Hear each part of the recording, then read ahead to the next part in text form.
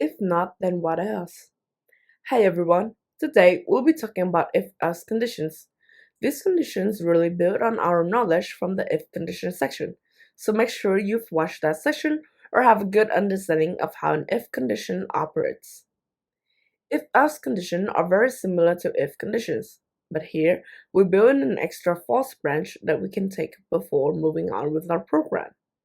If you remember, an if condition has a true branch that contains conditional code, which we only run if the Boolean expression evaluates as true. The else section adds conditional code to the false branch, which can run before moving on to the rest of our program. We use the else keyword after the if part of the condition. This creates conditional code on the false branch of the if condition.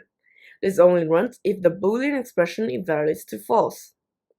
Let's have a look at a high-level example of an if-else condition with our first flowchart.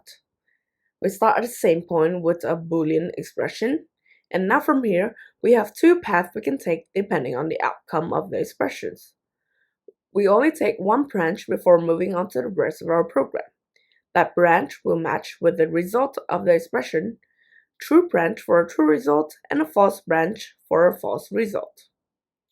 After either branch is taken, we then move to the rest of the code in our program. This process is called control flow, which essentially is the order or path our program executes and follows.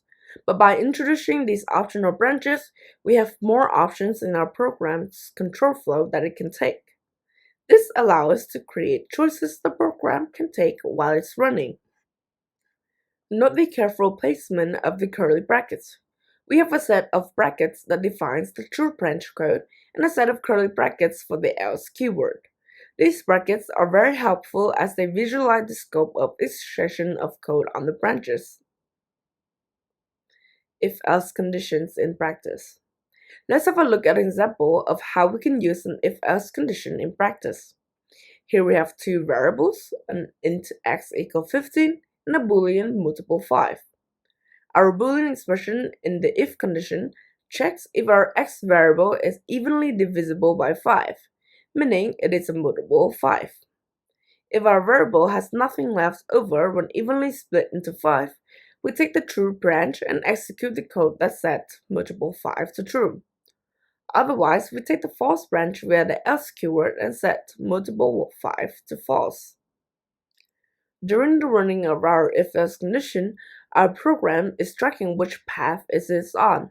So if it's on the true branch, it knows not to take the false branch, and where to move to after this code block has been completed. In this example, our print statement would print true, as 15 is a multiple of 5. Once again, we need to note the importance of the curly brackets, which are crucial for ensuring accurate scope of the true and false branches that can be taken by our program. That's for this session on if-else conditions. Hopefully, that's opened up some new doors for you to explore. See you next time.